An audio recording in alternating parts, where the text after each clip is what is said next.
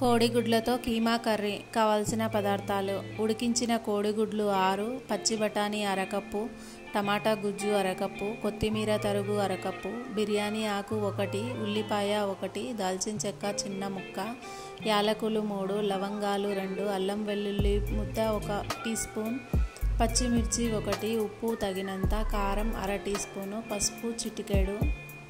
తయారు చేసే విధానం: గుడ్లను ఉడకబెట్టి పచ్చ సొన తీసేయాలి.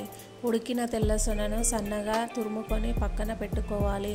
స్టవ్ మీద కళాయి పెట్టి నూనె పోసి అందులో బిర్యానీ ఆకు, దాల్చిన చెక్క, యాలకులు, లవంగాలు వేయించాలి.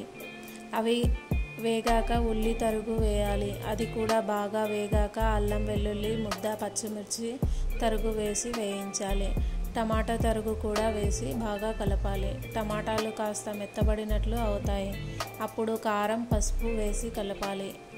ఇప్పుడు అందులో ముందుగా తరిగి పెట్టుకున్న గుడ్ల తరుగును వేసి బాగా కలపాలి. అలాగే పచ్చి బఠానీలు, కాస్త ఉప్పు కూడా వేసి ఉడికించాలి. దించడానికి 5 నిమిషాలు ఉందనగా కొత్తిమీర చల్లాలి.